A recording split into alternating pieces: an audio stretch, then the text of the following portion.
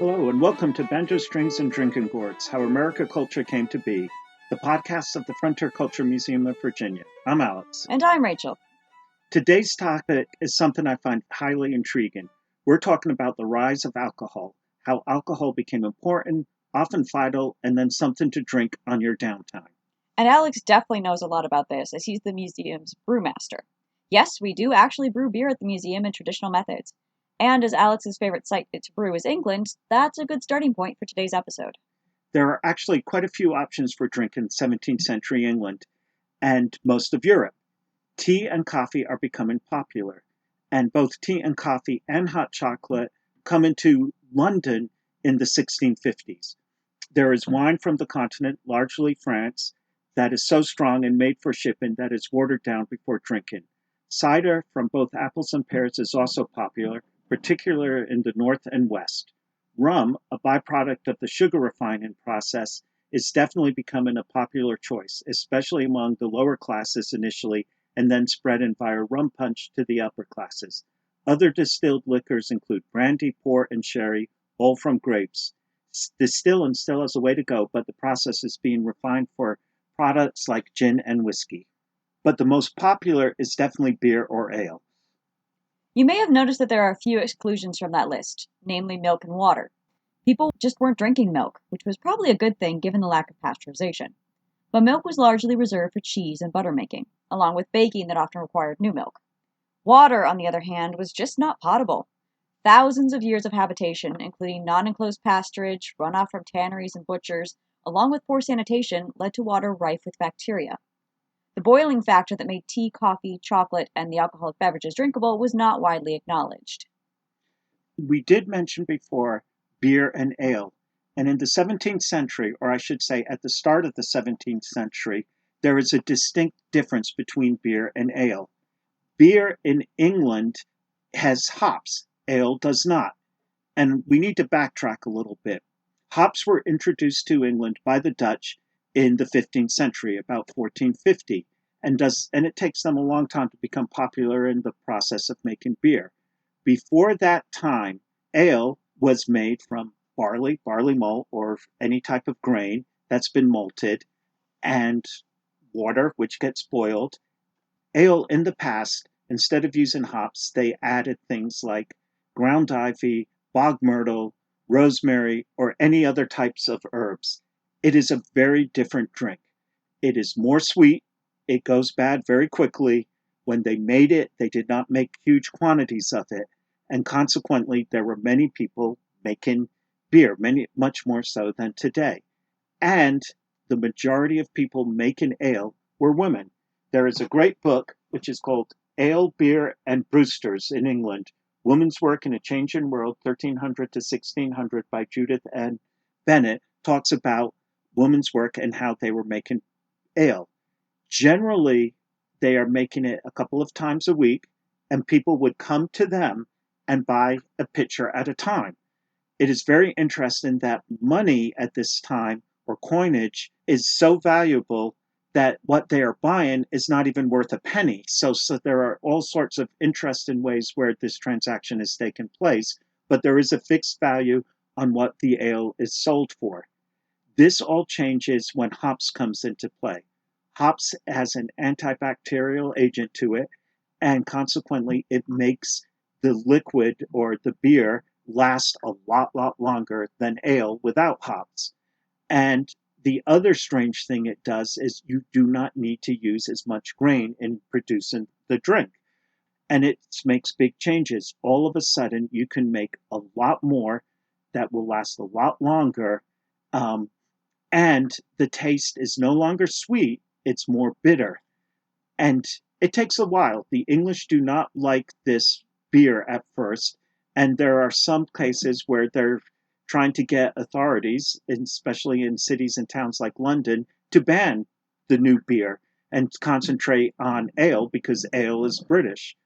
But that slowly changes, and by the 17th century, most of the drink sold in England is beer. It has hops in it. Slowly, this is so much so that beer and ale change. And all of a sudden, ale becomes a stronger drink and beer becomes a weaker drink. And that sort of holds true to the 18th century, where the definitions are going to change again, where beer is a drink that uses bottom fermented yeast and is more clearer, what we would consider lagers, and ales are more like porters, stouts, Indian pale ales, along those lines. But it's all beer. Everything is beer. And in America, it's just called beer generically. Alex, why don't you take us through the actual brewing process for a typical 17th century homebrew? All right. And we use this for our yeoman farmer's wife because they are producing for the family and for the laborers who are working on the farm. And generally, when the English brew beer, they're doing it in 3 batches. So the first batch is called strong ale. It is made out of barley that they are buying from a maltster. And generally, the practice at this time is you are providing your barley to the maltster, and the maltster is producing it into malted grain where you can start brewing it. Generally, at this time, there's not a lot of differences between the grains they are doing. It's sometimes just called brown malt. And so they are picking that up.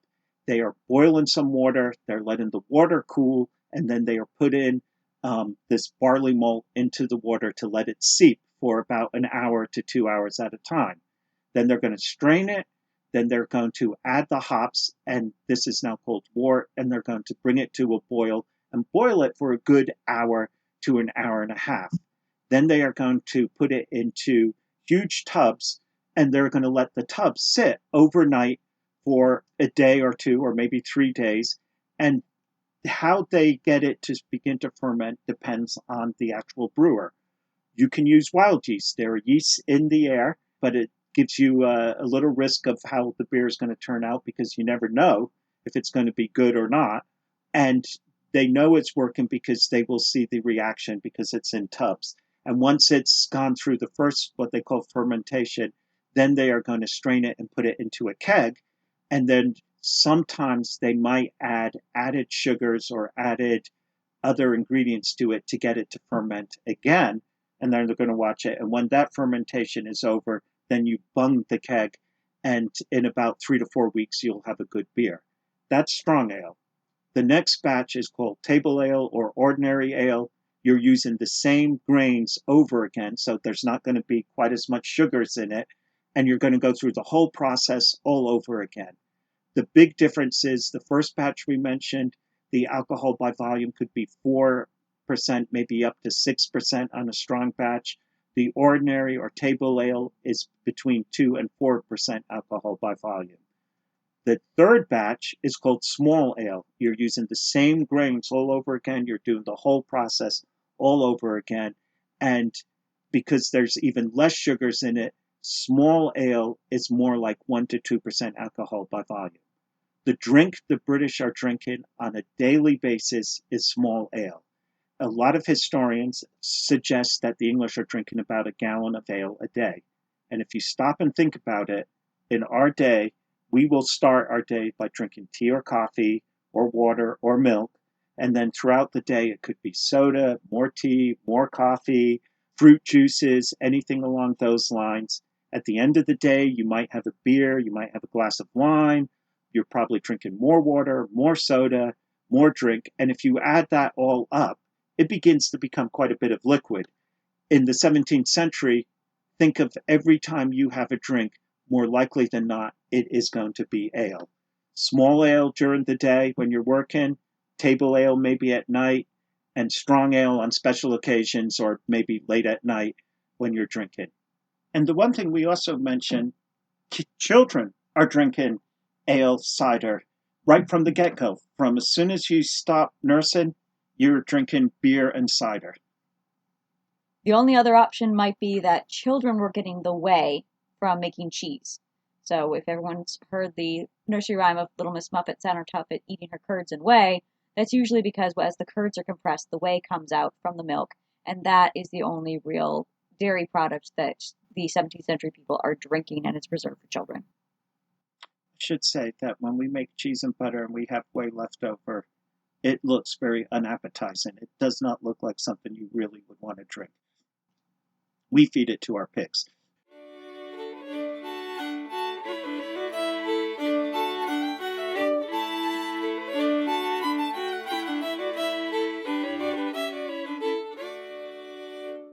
we should also mention for the English at this time is they're drinking a fair amount of cider, especially where our farm comes, which is in the western part of England. And again, that becomes very alcoholic because when you make fruit juice, it's going to react with the yeast in the air and it is going to convert it to alcohol. And if you do not get it into an airtight container at some time, it's going to continue to ferment and it's going to become vinegar. So that is something that people are drinking. The alcohol content of cider can be very, very high. I can tell you from experience, when you're drinking cider, you don't know you're drinking cider, and before long, you have no idea what you were doing. There's also a version made from pears. Perry is, again, a very traditional, very old drink, and it can get very strong. Further north, there's a version called Scrumpy, which is even less purified than the more southern and western cider, and that is definitely strong. That can knock you off your feet. There were also offshoots of these drinks. Lamb's wool, for example, uses cider, beer, and possibly port, along with apples and oranges, to create a typical holiday drink. Spiced wine was definitely a popular winter choice, with large vats sitting hot on the fire for visitors and the family. Syllabub, made from sweet cream and cider or wine, was a favorite of the drawing rooms. Shrub was the mainstay of field hydration, made by mixing fruit syrup and vinegar, although occasionally alcohol was added as a cheaper version of syllabub. And the one last thing about England in the 17th century I do want to say is they're beginning to understand that if you boil water, it might be safe to drink. Because when you make beer, that is highly recommended in every single thing written about beer in the 17th century that you scald your cooperage. So they're beginning to understand that boiling water is clean. They also recommend wine, which is very strong because it has to be shipped into England, that you have to dilute it, that it's better if you boil the water, let it cool, and then dilute the wine, and then drink it. Strangely, it's not really till the 19th century that people realize if you just boil water, let it cool, it would be a safe drink to drink. Now, on the other hand, the Germans had a very long tradition of maintaining purity of their brewing. So, Alex, can you talk about some of the German Reinheitsgebot? Yes, and what Rachel just mentioned is the German purity law. First known examples are in 1487, but the one that we know comes from April 23rd, 1516. But in it, it says beer should be made out of only water, hops, and barley. And there's one thing that's missing, yeast. And that's because they don't really know what yeast is when they're writing this law. And when they finally figure out that you cannot make beer without yeast, yeast is added to the purity law. But German brewing is very interesting because, unlike England, Germany gets hot in the summer. You can only brew beer when it's under 70 degrees. Luckily for England, that could be year-round. Where our German farm comes from, in the Rhine area of Germany, they have summer. They cannot brew in the summer. So an interesting phenomenon happens. You brew a lot in the spring, and then you store it in caves and use that beer throughout the summer. Now, to make that beer last longer, you have to make it more highly alcoholic. You have to put more hops into it. And because it's in such cool conditions, the yeast begins to act very, very differently. And this makes a new style of beer, which we know as lager or pilsner. It's a much crisper beer, it's much more carbonated, it's a much clearer beer. And that's what the Germans are drinking. The stronger variations of this is what you're going to be drinking in September and October before you can start brewing beer again and start drinking what you've brewed in the fall. This beer eventually comes to be known as Oktoberfest beer. They did not know that until the 19th century, but they are drinking a style of Oktoberfest beer right from the get-go.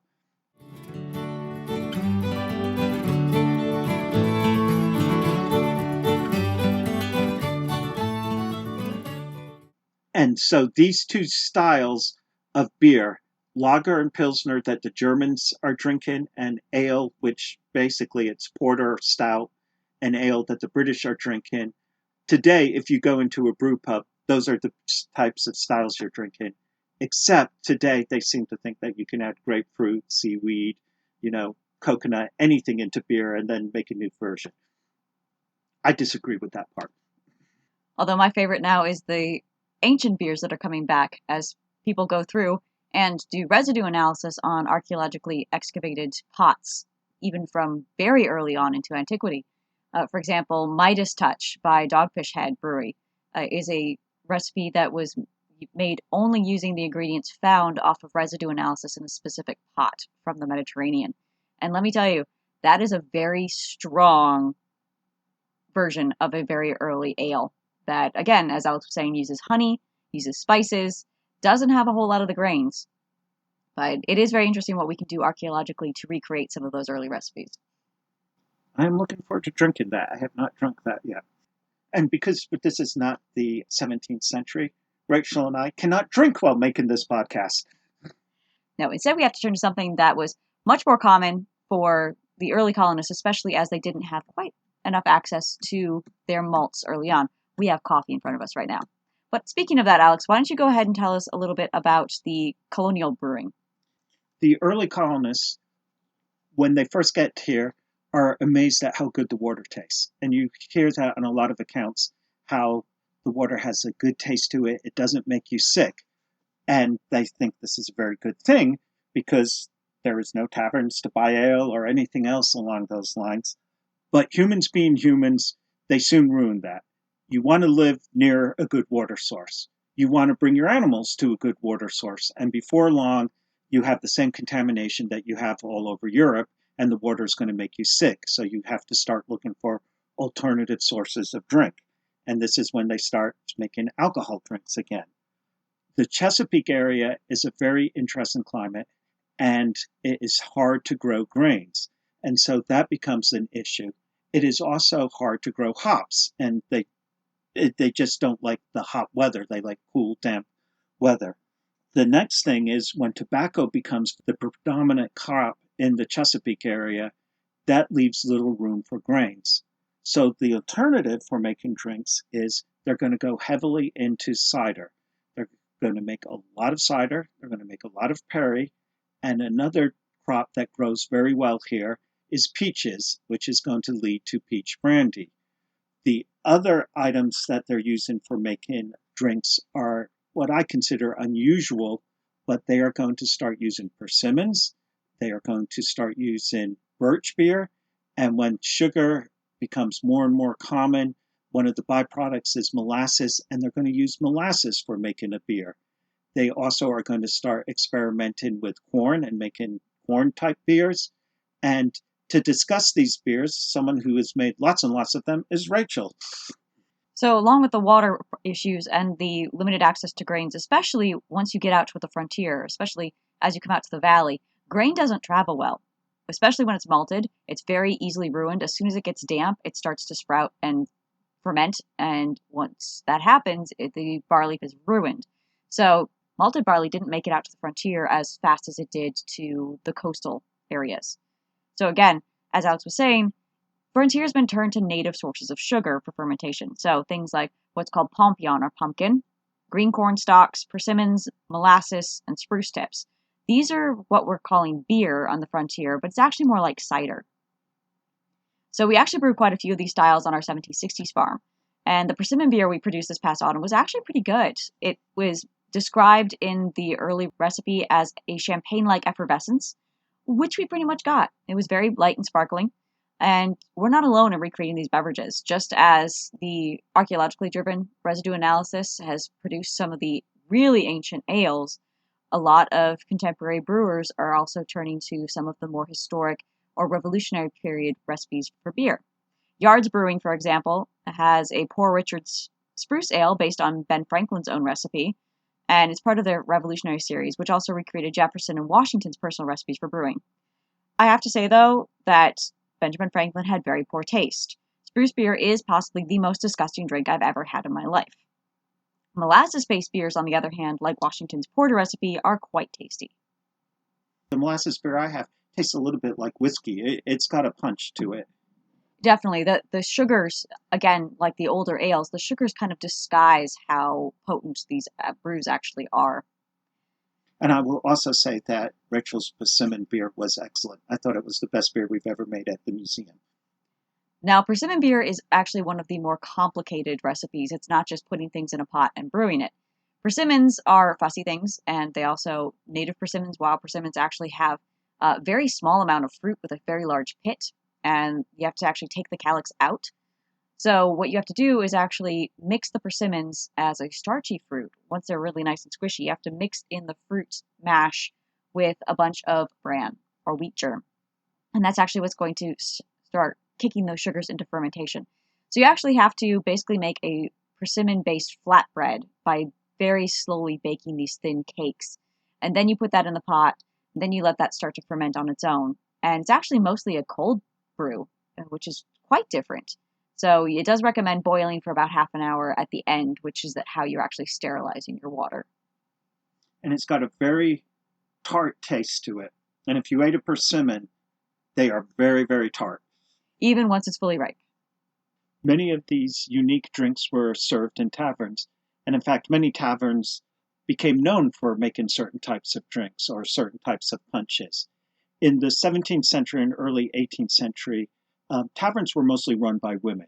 Sometimes the men owned the taverns, but their wives were the ones who were actually doing all the work and running it on a day-to-day basis.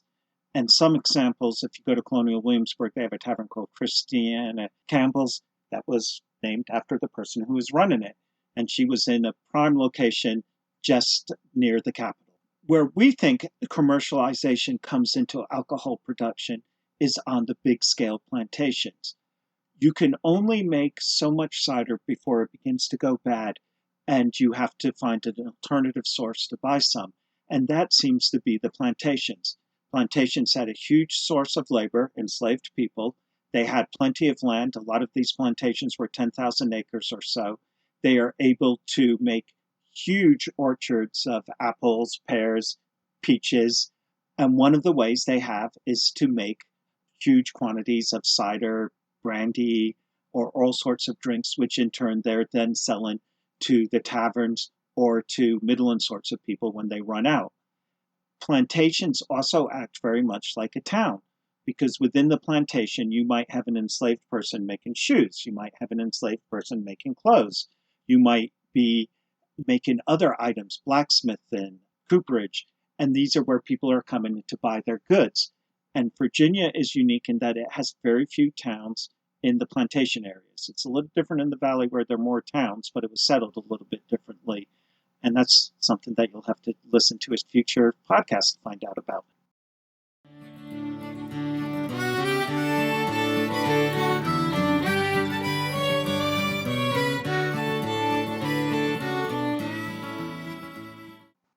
So by the start of the 19th century, attitudes towards alcohol were changing.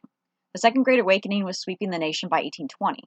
So you have tent revivals and religious fervor that were driving ideas that had been unthinkable before the Revolution to be both moral and fashionable, primarily temperance. The rising tide of Protestant offshoots, namely the Baptists and the Methodists, led to a change in habits.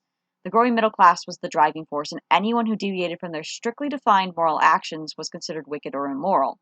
Drinking, for example, gained a reputation as something only the dissolute lower labor class did in their uneducated state. Well, except for Madeira. There were quite a few upper-class teetotalers that preached about rejecting beer and liquor only to turn around and import vast amounts of wine. There also really wasn't much option when you got rid of liquor, as by 1825, tea was falling out of fashion. Coffee was on the rise, but coffee is not necessarily a drink you can take with every meal. But this isn't to say the Second Great Awakening wasn't a good thing. The involvement and mobilization of the middle class, particularly the women with newly found leisure time, led to multiple necessary reforms. These reform movements started in New England included abolition, women's suffrage, education, and labor, and involved a great number of movers and shakers, such as Lyman and Harriet Beecher Stowe's father and brother. This didn't mean that the whole of the nation followed the temperance example. Kentucky, for example, shipped out over 2,000 barrels of whiskey in 1820 alone. Whiskey, a distilled alcohol from grain, began in 1791 in America using rye mixed with the dominant corn. It became popular largely after the Revolution, given that sources of molasses and sugar were cut off by the British, while whiskey could be made from home. Small home stills were prevalent across the country, especially as the frontier moved west and more land was opened up for corn. Corn, which rots easily, made a profit for the farmer after it was preserved by distilling. It started to replace beer, which was more easily controlled by the temperance movement given the commercialization of the previous century. Small home stills, even ones that started to profit from the production, were harder to root out. It is estimated that there were about 14,000 American distilleries by 1810. And we know in Augusta County, about one-fourth of the population had stills. This mass production let whiskey be a cheap alternative to water, costing about 25 cents a gallon in 1820. On average, the American male drank about half a pint of hard liquor a day in 1830. In 1837, Frederick Marryat wrote in a book, A Diary in America, I am sure the Americans can fix nothing without a drink. If you meet, you drink. If you part, you drink. If you make acquaintance, you drink. If you close a bargain, you drink. They quarrel in their drink, and they make it up with a drink. They drink because it is hot. They drink because it is cold. If successful in elections, they drink and rejoice. If not, they drink and swear. They began to drink early in the morning. They leave off late at night. They commence early in life, and they continue it until they soon drop into the grave. It also helped in times of economic stress, as each ounce contained about 83 calories. It was also drunk medicinally, which really did work well as easily obtained anesthetic and used as a topical remedy, notably against snake bites. The medicinal aspect also helped to control temperance reactions, as it could be billed as necessary part of life, rather than a route to immorality. Toddies and juleps started to replace some of the earlier rum-based punches in polite society. It should be noted here that the family that built our 1820 house on the museum, the Bowman family, was distilling, as most likely were the Barger family of our 1850 house. When the 1820 house was excavated and removed to the museum, our historic architect found a cache of bottles hidden under one of the steps to the upstairs. This shows just how embedded distilling had become in the American mindset. The growth of whiskey and its distilled cousins eventually called for more regulation and oversight, leading a number of farmers who depended on the extra cash from their stills to turn to illegal production. The temperance movement caught up to whiskey about 1840, putting social pressure on the distillers to halt production, thereby driving it further underground. And for any of you who may have read Christie by Catherine Marshall or watched the TV series, moonshining later became a time-honored tradition in poorer parts of the country, notably in Appalachia well into the 20th century.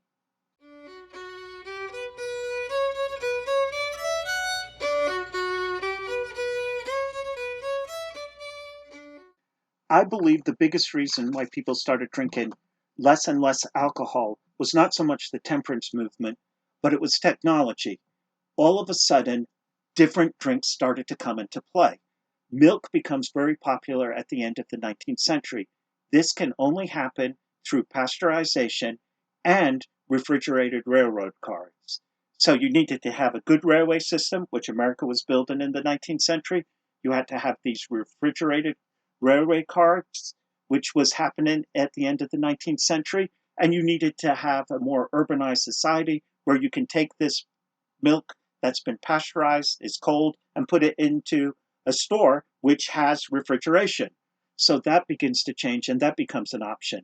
And interestingly, and I know this when I was a kid, I loved malted milk. So you're still having the malted aspect, even though no alcohol part to it. The other thing that's happening is all of a sudden you can pasteurize and preserve apple juice and not make it alcoholic. And again, you need to have a refrigerated railroad car so you can move it places. And that also happens. Then, strangely, and I'm not quite sure how this came about, soda becomes popular at the end of the 19th century, carbonated water, and you start adding different flavors to it. And that becomes a drink that becomes more readily available. And most importantly, people began to realize that you had to keep water clean. And there are all sorts of improvements in cities to work on sewer aspects, to try to have cleaner water, and the understanding as if you boil water, you can make it safe to drink. So all of these changes gave different options for people to drink rather than alcohol. I think that's the biggest reason why alcohol consumption declined dramatically. However, of course, in England and in the English colonies, beer drinking still retained that social aspect, which is why today pubs and bars are still a prominent location for your leisure time. Because my family is all English, it always amazes me when I went to England how when we had to have a drink, you had to go to a pub. Well, when they all came to visit us, where we lived in rural Connecticut, we went to the package store and bought our alcohol and drank around in our backyard. So there is a difference. So we hope you enjoyed Banjo Strings and Drinking Gourds. We bring you historical episodes twice a month. You can check out the Frontier Culture Museum online at frontiermuseum.org, on Facebook, YouTube, and Instagram. You'll find background on all the farms at the museum, information on upcoming events, and so much more. And if you enjoyed listening to this podcast, please consider visiting the website and clicking the donate button. Donations to the American Frontier Culture Foundation support programs like field trips, summer camp, and special events. We greatly appreciate it. See you next time.